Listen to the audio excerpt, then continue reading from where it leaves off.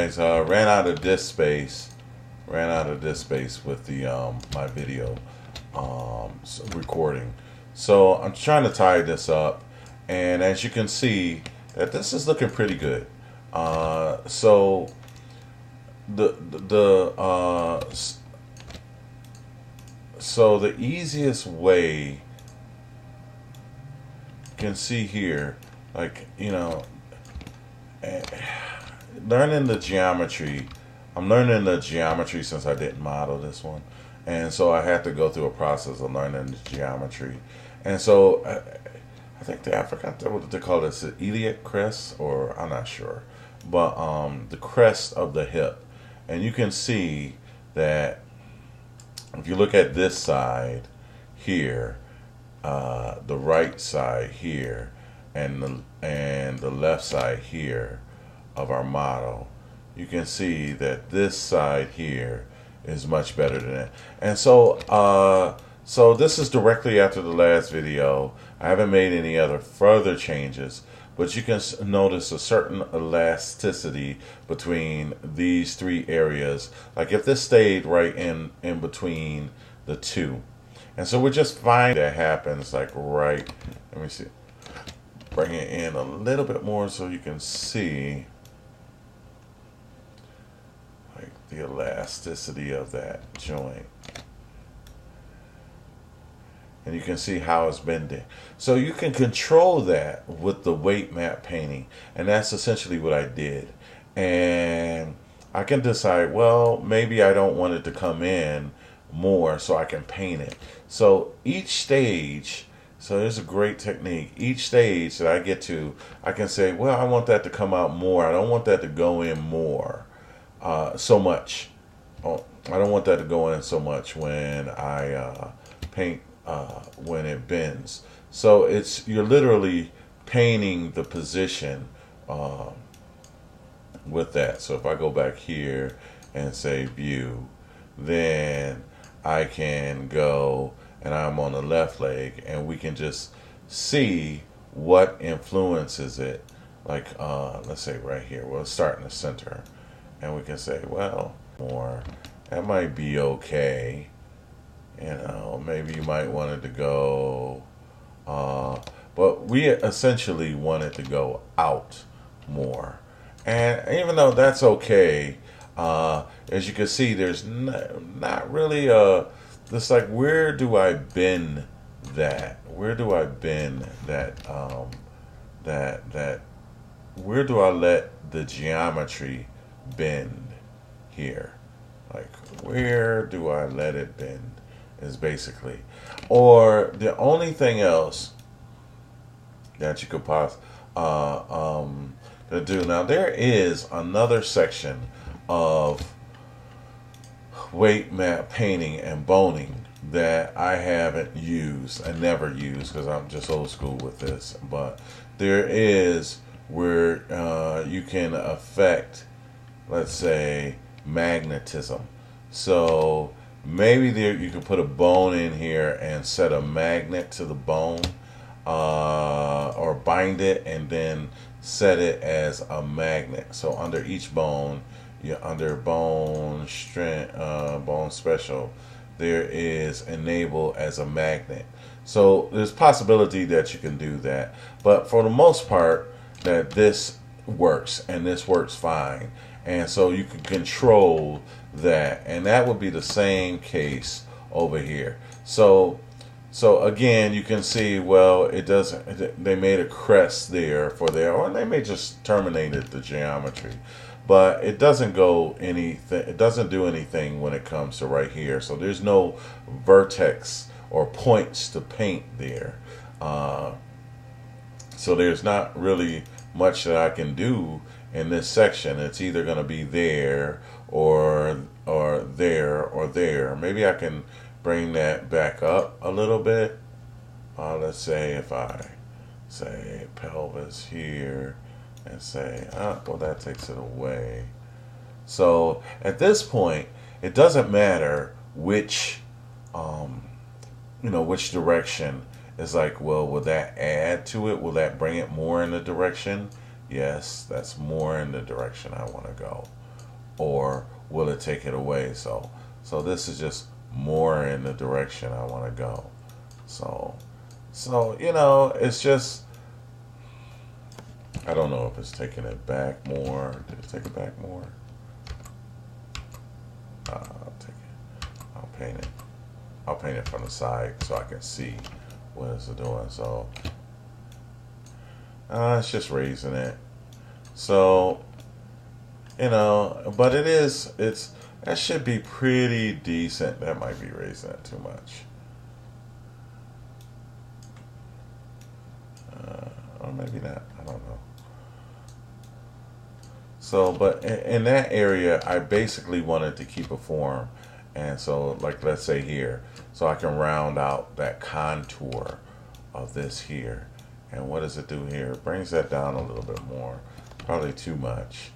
But, you know, so that's it with that. And that's how you can control that and just tweak it and get it right. And like I say, you know, take your time with it if you have the time.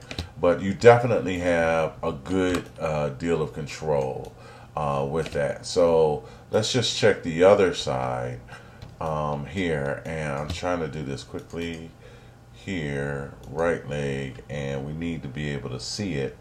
So we're going to have to go to one of the shaded views. Go back here. And let's say right view. And so that pretty much covers up that. Let's see what the pelvic is doing there. And so that's where a lot of our trouble is with that. Now the only thing is that if I start to edit this here, or I start to use soften and paint tools, blur and paint tools, it is going to have an effect over there. So I wouldn't go too crazy with it. Let's do something that will work. And it didn't work too bad. So that's okay. As long as I keep in my shape, which is over there. So that's the most I can expect from that tool there. If I go back here and go to wireframe, then I can start to paint the areas that I feel is trouble areas. And of course I'm looking at culling, so that helps me with my view. I'm not looking at the back of the model. I'm just looking at it, but you have to angle it, so at some point it does you know, it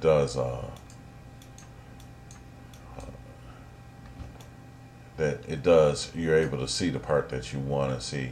So you can go in here and start to, again, a good way to say it is to negotiate the position of the vertex between the two bones or the two weight maps that are affecting it. If you use 3, you can do that as well. You just have to be careful with it.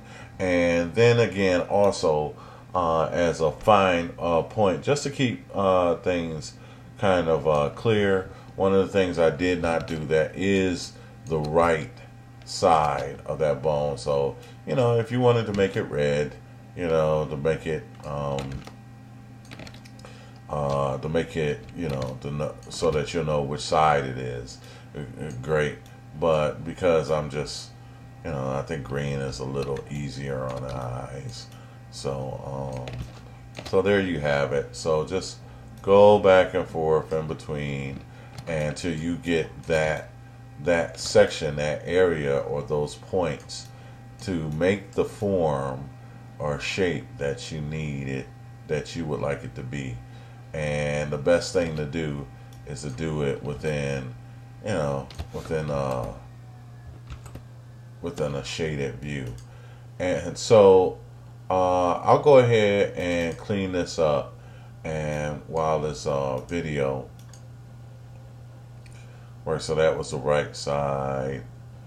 I'm again viewing that and trying to see what does the most work. And so at this point, it's like we're testing it. Well, if I take more or less, which one helps it more to what I want? Well, that kind of brings it out a little bit, you know, which is going to help, you know, more or less what I want. And in some cases, you know, I had to paint this down and then paint it back up, so to speak, you know. So and then I was able to get a little bit more, a bit more towards what I want. So I have to bring all this down. And so, you know, that starts to go back up towards the bone. Those are going down. So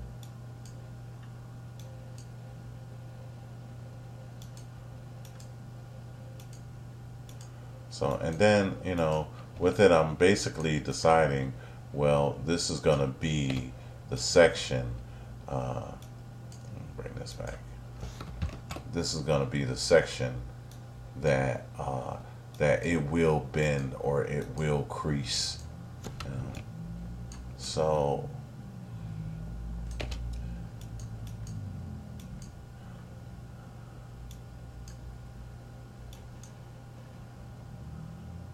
I'm going to paint this down, back up in there. And so basically I'm saying, here's where, if it does crease, I want it to crease here. And then I'll just take it and maybe blur it just a little bit. See if that helps me smooth out everything there. Even things out a little bit. At least I don't have that gouging that I had before. And so I just tweak until I get it pretty even. There's no mirroring, so I have to do each side manually, and there you have it. So if there was one that came directly across here, I wouldn't have such a stretch in these bones. So, but he just wanted to keep everything quadded, and it's a beautiful. Everything is quadded here, but you know that might be the way the geometry is. But you could go and say, okay, I need this. I actually need to add a vertex here in order to get what I want. But as it is, as it stands right now, let's see what we get. Let's do a quick render. So you just go back and forth and test it until you get what you want. Now that's looking pretty darn good. I got something right here. I don't know what that is. Oh, that's just it's just, there's a big, again, it's a bit of geometry. The best I could do is push that back. Push that back a little bit. And if it helps, you know, stretch it down a little bit more and see where you're really getting problems. And if I could just push this back, or it would be nicer if it was maybe over here, this point was over here, but or this went straight up into there, like so that's just that, you know. And then, you know, depending, it may never get to a squatting position like that. So it may never get to that squatting position. Also, I wanted to check and make sure that there was nothing else influencing it. So I'll go back here. F. And as soon as I click on it, it disappears.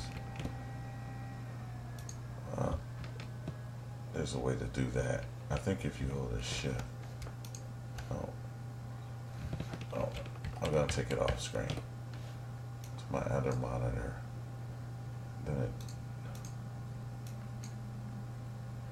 So there's no torso bones there, and just to make sure,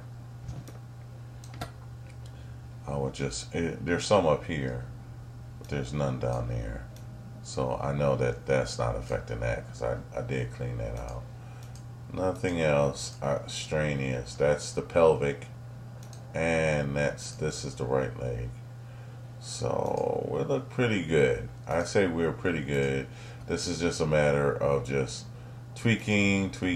So I have a lot more. You can tell by the color green, I have a lot more of the right leg influence in that than than the pelvic, and I should have less pelvic influence in this than the right leg, you would think, you know. So let's say I'll go to a gray. It's kind of similar. No, that's too much. Go down. Bends there. The body type, it does have that. It did kind of make a funny body type in there, but so I'll switch it again here. I'm on the pelvic, and so at most I would want it to come out a little bit more, and it's going in, which is the wrong direction. So I'm gonna go there, and that's kind of like I want it, but not so much. 57, 58, that's kind of nice there. And start to push that down. I don't want that to go down. So that's good because it doesn't concave in, but it will on the next point. So I need to make it smaller. Okay, not bad. And so I had like a little bit of a spar here, and I think that I don't know what will cause it. So let's say in the pelvic area, see if it's a little bit kinder, if it goes back a little bit more. Okay. And so now I'm going to re-render, and I'm thinking this should do it. It should be the end. And we really fine-tune that section. Yeah, we're okay. There's something in here, but you know, there you're going to have some natural folds. So I think that we're really fine up here. You can see how the geometry is. This is just the geometry as is, no subdivision. And you know what? It's a little choppy. So it could have, you know, I would double check the normals for that. So just make sure, like when I brought it in, it was perfectly smooth. And so the shading for that, it looks great. The display, Fong shading, looks all good. So I think that we're pretty good. It's only, you know, when we go here, we get a certain amount of responsiveness. You can see how it's moving. It's only when it gets real here, like here and there. At that point, you should have a crease, right? So, and so let's just check our crease again, and I think we did a good job, you know. That's a nice crease that should be there. It's a nice rounded crease that should be there. Okay, and then if we just take it one more. So the nice thing about Encage is that you can use less denser mesh, just a nicer mesh, and then you can up-res the mesh to a high-res mesh when you do your final skin and animation. And I think that that's pretty nice. Again, it has that really shiny style. It's almost like a metal car kind of surface on there. So you can see all that weird geometry there, but all that weird extra geometry, but I think it looks good. I can't have any complaints about that, and I know none of my clients would, and so I think it's great. I think it's really great, and you can really see how nicely it is folded there.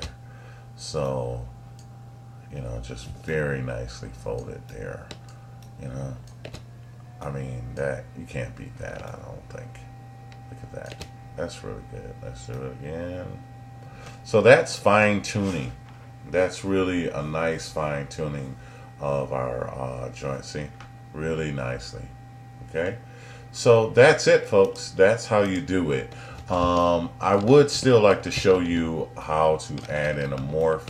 Basically, you have to take your model. Don't do it with the encage on.